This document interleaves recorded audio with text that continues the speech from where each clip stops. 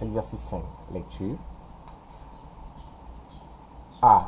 L'acétylène et l'éthylène peuvent subir la combustion complète avec le dioxygène.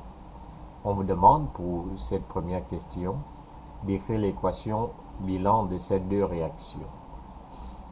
B. Soit un mélange contenant 1 litre d'acétylène et 1 litre d'éthylène. On vous demande quel volume de dioxygène doit-on utiliser pour réaliser la combustion complète de ce mélange. Quels produits obtient-on et déterminer leur masse. Donc, on va commencer avec la première question. Écrire l'équation bilan de la combustion complète de l'acétylène et de l'éthylène. Donc, on a l'éthylène.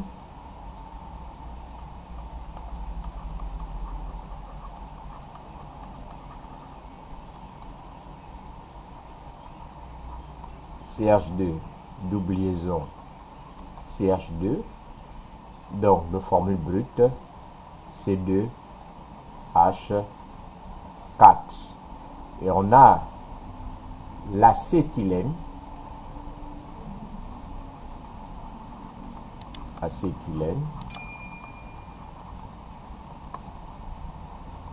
CH, triple liaison carbone, CH de formule brute C2H2.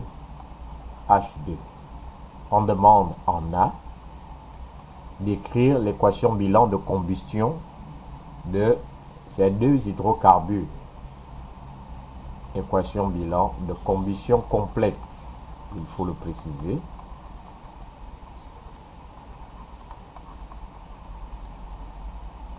De combustion complète.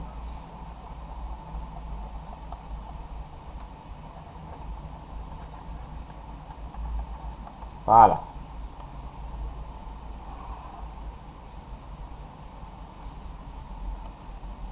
Donc, on va s'intéresser à la première équation, celle de l'éthylène. On a donc ici C2H4 qui brûle dans le dioxygène pour donner du CO2 plus H2O. Ensuite, on a écrit l'équation, il faut passer à une équation bilan. Il nous faut donc ajuster. La première chose ici, on a le dioxygène, comme on vous l'a enseigné en classe de 3e. Barre de fraction, on met un 2 au dénominateur. Ensuite, on va, premièrement, enfin, vous avez le choix, ajuster le nombre d'atomes de carbone. Ici, on en a 2. Et du côté des produits, on n'en a qu'un seul. Il faut multiplier le nombre de molécules de dioxyde de carbone par 2 pour avoir 2 carbones. Du côté des réactifs, on a 4 hydrogènes. Du côté des produits, on n'en a que 2. Il faut multiplier ce nombre-là par 2 pour en avoir 4. Ça fait donc ici 2 carbones pour 4 oxygène, hydrogène. Maintenant, on a fini d'ajuster le nombre de carbone et le nombre d'hydrogène. Il nous faut maintenant ajuster le nombre d'oxygène. Du côté des produits, on a dans une molécule de CO2, on a 2 oxygènes. Dans 2 molécules de CO2, ça nous fera 4 oxygènes. Dans une molécule d'eau, H2O, on a qu'un seul oxygène. Dans 2 molécules d'eau, on a 2 oxygènes. Ça nous fait donc 4 plus 2, ça fait 6. Et c'est ce 6 qu'on vient écrire là au-dessus. Voilà. Il est aisé d'observer que 6 divisé par 2, ça fait 3. On peut donc réécrire ici en divisant 6 par 2. Ce qui fait ici 3. L'équation ainsi écrite est ajustée. On dit encore équilibrée. Donc là, on a une équation bilan. On en a fait le bilan. Même réaction. Ça, c'est la réaction 1.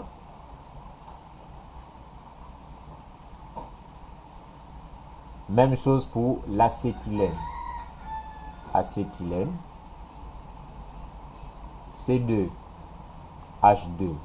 qui brûle dans le dioxygène donne CO2, combustion complète, H2O. C'est notre deuxième équation. On va ajuster là aussi barre de fraction avec 2 au dénominateur. C'est une stratégie puisqu'ici le dioxygène est le corps pur, est un corps pur. Donc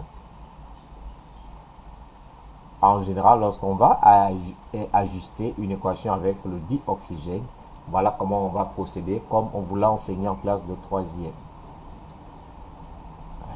Même principe. Au début de la réaction, donc du côté des réactifs, on a 2 carbones. Et du côté des produits, on n'a qu'un seul carbone. Il faut multiplier 1 par 2. Ça nous fait 2 carbones. Donc on a 2 molécules de dioxyde de carbone, 2 molécules de CO2. Dans 2 molécules de CO2, on a un total de 2 carbones.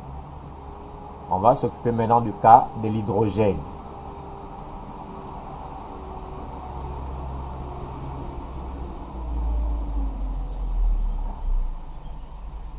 Ici, on a 2 atomes d'hydrogène dans l'acétylène et du côté de produit, 2 atomes d'hydrogène. Le nombre d'atomes d'hydrogène est équilibré, ajusté. Il nous faut donc comptabiliser maintenant le nombre d'atomes d'oxygène. Dans 2 molécules de CO2, j'ai 4 oxygènes. Dans une molécule d'eau, j'ai 1 oxygène. Ça fait 4 plus 1, ça fait 5. On écrit donc ici 5 demi. Dans la question B, on a mélangé ces 2 hydrocarbures et on a réalisé une réaction de combustion. B.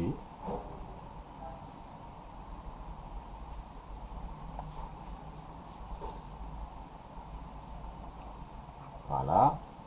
On demande quel est le volume de dioxygène doit-on utiliser pour réaliser la combustion complète de ce mélange. Bien. Volume de dioxygène.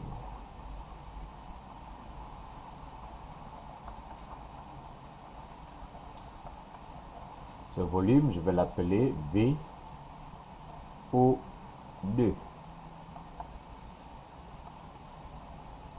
Voilà, il faut toujours aider le lecteur.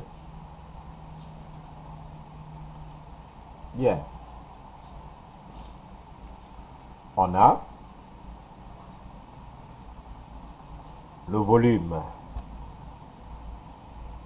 de dioxygène nécessaire pour la combustion complète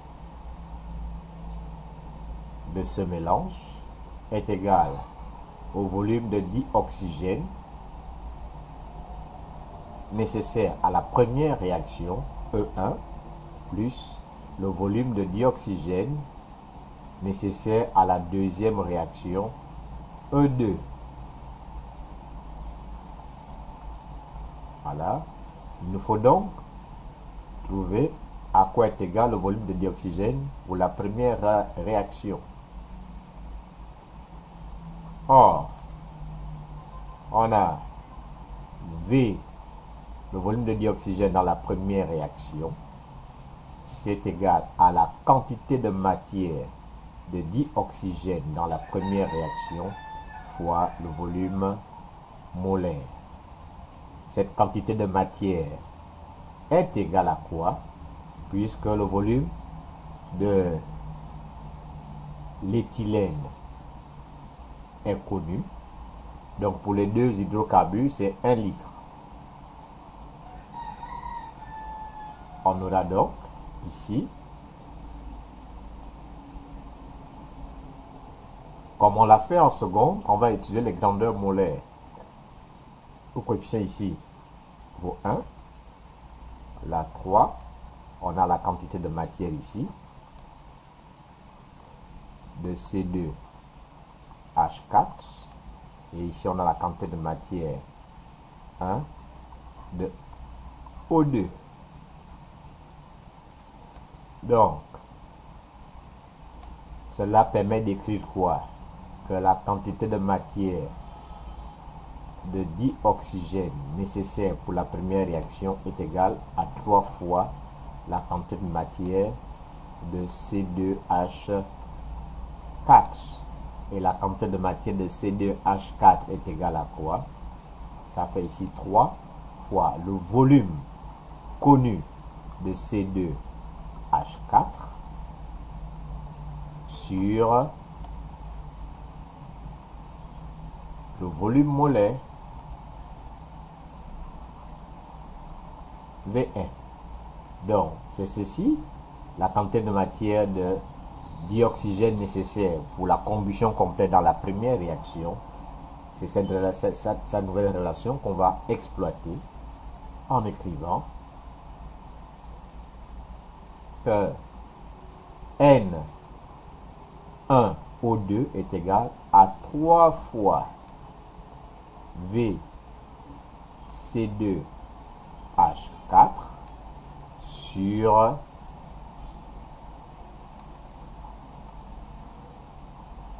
VM que multiplie le volume molaire. On peut simplifier par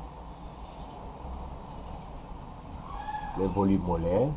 Il nous reste donc que le volume de dioxygène nécessaire pour la première réaction est égal à 3 fois le volume de l'éthylène. On va en faire de même pour l'acétylène. Le volume nécessaire pour la combustion complète de l'acétylène dans la deuxième réaction est égal à N2 O2, on adopte le même raisonnement, fois le volume molaire. Maintenant, il faut trouver à quoi correspond N2O2 pour les données sur l'acétylène. Même principe. Ici, on a 1, là, 5,5. Bon, je ne pense pas que ce soit très visible à l'écran. On va changer de couleur, une couleur un peu plus prononcée. Voilà. Donc, coefficient ici, c'est 1. Ici, le coefficient 1,5. On a là la quantité de matière de l'acétylène. Et ici, la quantité de matière de O2. Donc, ces proportions nous permettent d'écrire que la quantité de matière de dioxygène dans la deuxième réaction est égale à 5,5 de la quantité de matière de l'acétylène C2H2. Donc, c'est égal à 5,5 fois le volume de C2H2 sur le volume molaire qui donne 5,5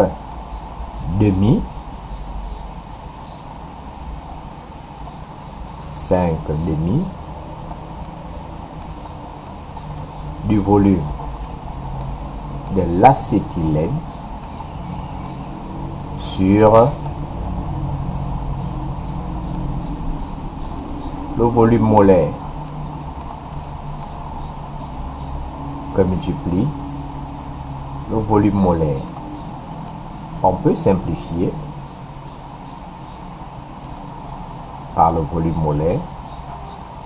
Il reste donc que le volume de dioxygène nécessaire pour la deuxième réaction est égal à 5 demi du volume de l'acétylène, volume de C2H2. Donc, cette information nous permet de réécrire la relation 1, 2, dans 1 donne VO2, on va l'écrire ici, VO2 est égal à 3 fois V C2H4 plus 5 demi de V C2H2. Donc voilà à quoi est égal le volume de dioxygène nécessaire pour la combustion complète du mélange. Application numérique.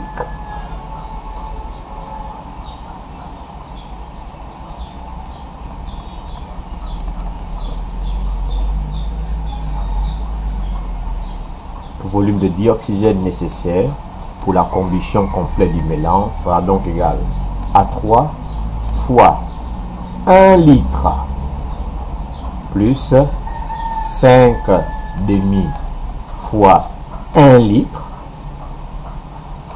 ce qui conduit à un volume VO2 qui est égal à, on sort la calculatrice, on a ici 3 plus 5 demi est égal à 11 sur 2, on change la forme de l'écriture, ça fait 5,5 litres.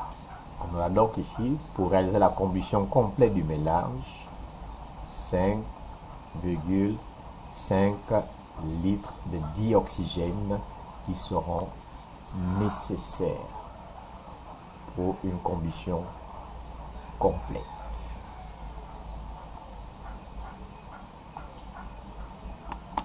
Voilà. Donc voilà comment il faut conduire le raisonnement.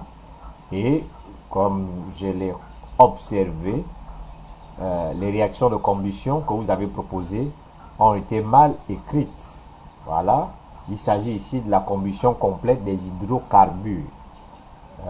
Donc, on obtient du dioxyde de carbone et de l'eau. On n'oublie pas la loi de conservation des atomes, vue en classe de 5e, et je crois rappeler en classe de seconde, que lors d'une réaction chimique, les éléments se conservent. Il y a conservation des atomes, du nombre d'atomes. Si les atomes se conservent, leur nombre aussi se conserve. Et ça a une incidence également sur la loi de conservation de la masse, dite loi de Lavoisier. Dans toute opération chimique en milieu fermé, il y a égale quantité de matière avant et après opération. Donc voilà les notions nécessaires vues au collège qui nous permettent d'exploiter ici les grandeurs molaires, puisque lorsque Lavoisier dit qu'il y a égale quantité de matière avant et après opération, la quantité de matière c'est N, la quantité de matière est liée à la masse. Voilà pourquoi on l'appelle également loi de conservation de la masse. Donc on a exploité ici les grandeurs molaires. Donc il fallait se rappeler que la combustion complète des hydrocarbures produit du dioxyde de carbone et de l'eau. Donc on a réussi à écrire les différentes équations. Il fallait ensuite exploiter ces équations comme on vous l'a initié en classe de première. Non, que dis-je, en classe de seconde. Puisqu'en classe de seconde, on apprend à écrire les équations chimiques, mais également à les exploiter pour arriver à certains résultats. Ici, c'était pour calculer le volume. Dans d'autres situations, pour calculer la masse, en passant par la masse molaire, déterminer la masse des produits. De la même manière qu'on a raisonné avec le volume de dioxygène nécessaire pour la combustion complète, on va adopter le même raisonnement pour les masses, oui, les masses totales de dioxyde de carbone obtenues à la fin de la réaction.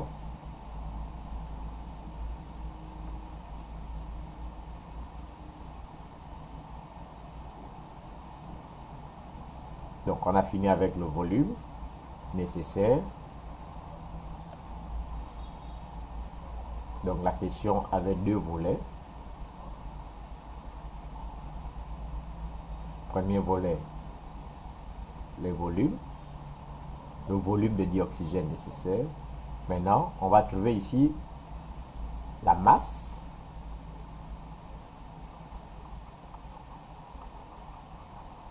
Masse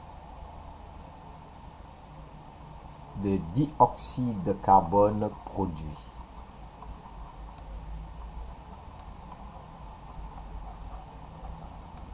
Produit, je vais ajouter produit, on pouvait s'arrêter là, puisque l'énoncé est assez clair.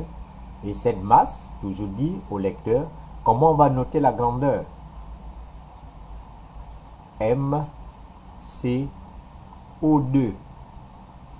Voilà, je vais retirer les parenthèses. Voilà, ça ne souffre d'aucune ambiguïté. On souligne. Voilà. Donc, comme on l'a fait avec le dioxygène, on a la masse de dioxyde de carbone produite,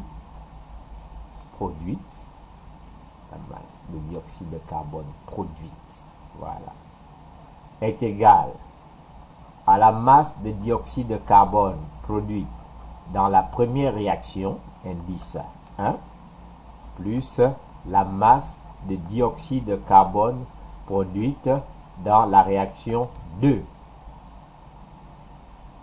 Voilà. Or,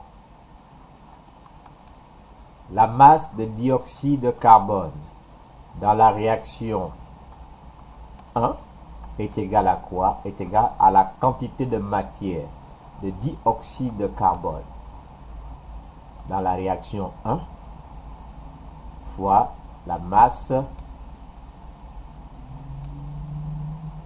molaire de dioxyde de carbone. Ok?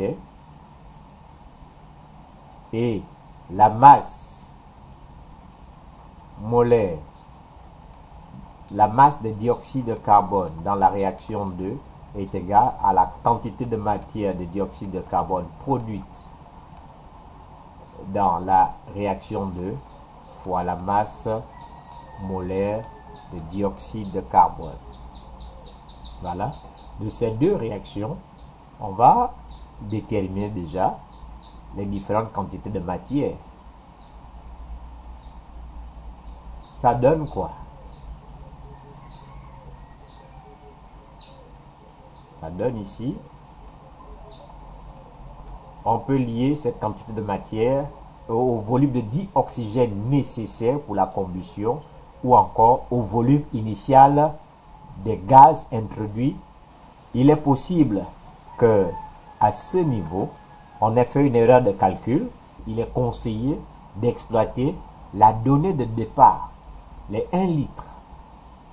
Donc, la quantité de matière de dioxyde de carbone pour chaque réaction, on va l'exprimer en fonction de la quantité de matière de l'acétylène et de l'éthylène pour les deux réactions qui se sont déroulées lors de la combustion. On repart donc à notre équation. Voilà. Je vais effacer cette zone-là. j'efface cette zone aussi. Bien, on va s'intéresser maintenant ici. Le coefficient c'est 2, le coefficient c'est 1, on a la quantité de matière C2H4 et ici on a la quantité de matière de CO2. On adopte le même raisonnement. Ceci permet d'écrire que, enfin pour la première réaction, que la quantité de matière de CO2 produite lors de la première réaction est le double de la quantité de matière de l'éthylène. Voilà. Dans la deuxième situation, on a 1 comme coefficient ici et 2 comme coefficient là. On peut déjà en déduire directement puisque 2 est le double de 1. On va faire de la pédagogie. Ici, on a NCO2 pour la deuxième réaction. Ce qui nous permet également d'écrire que N de CO2 est égal à 2 fois NC2H2. Et ces deux quantités de matière ont déjà été exprimées en fonction du volume molaire. Ensuite, on va injecter tout ceci dans notre relation qui permet de calculer la masse. Donc ici, ça fait 2 V C2H4 sur le volume molaire. Ici, ça fait 2 V C2H2 sur le volume molaire.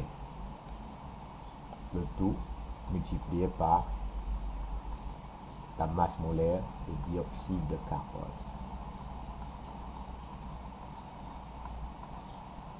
Donc, on a ici la relation 4. 4 dans 2. 4 dans 3.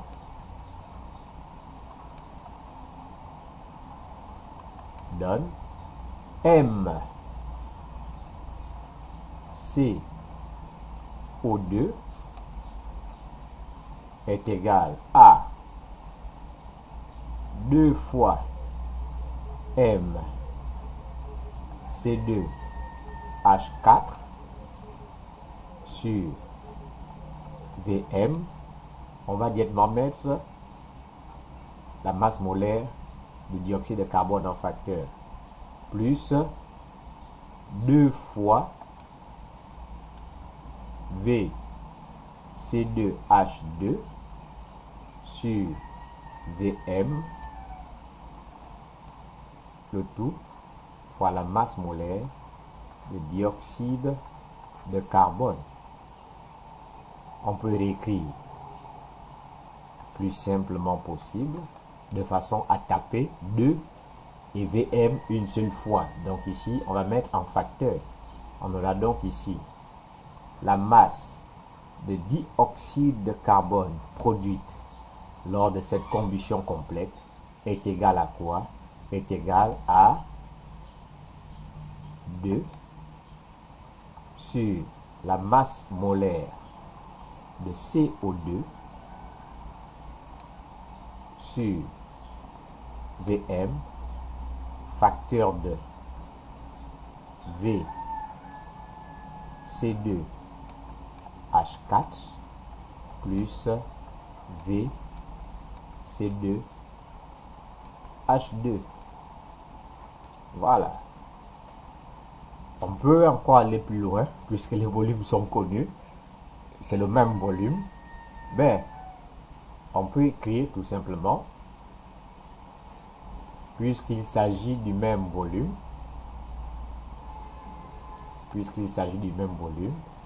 on aura donc ici 2 fois V C2H4. Voilà. On aura donc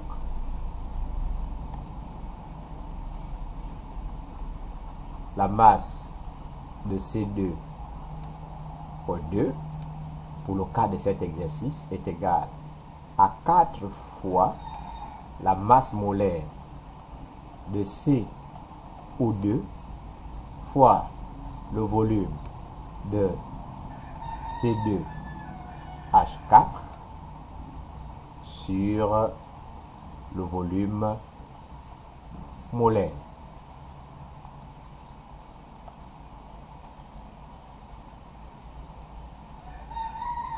Voilà.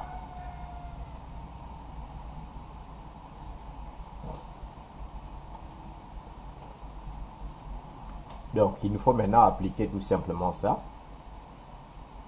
Les conditions de l'expérience ou de la combustion n'étant pas précisées, le volume molaire, lorsque ce n'est pas donné, on prendra toujours 22,4 dans les conditions normales de température et de pression. Application numérique.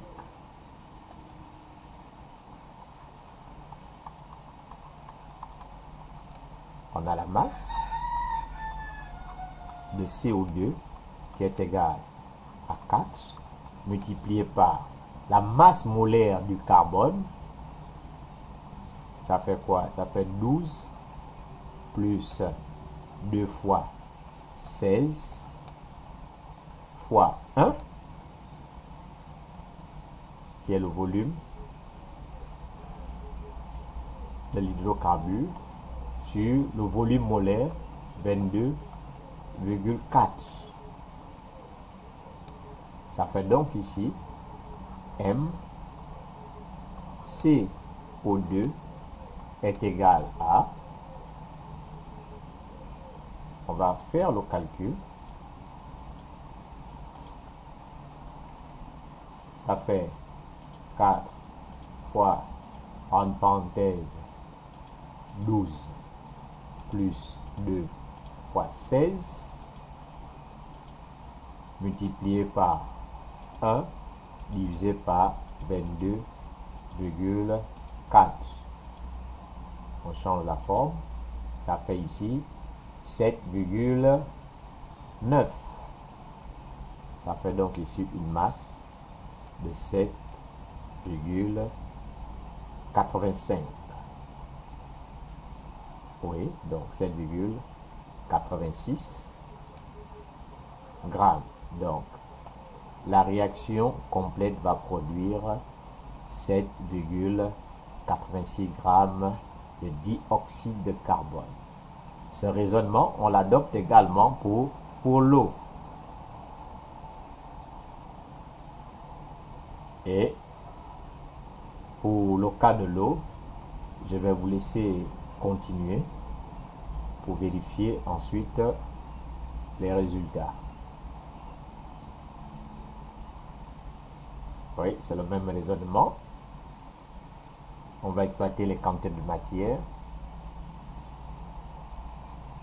et arriver au résultat.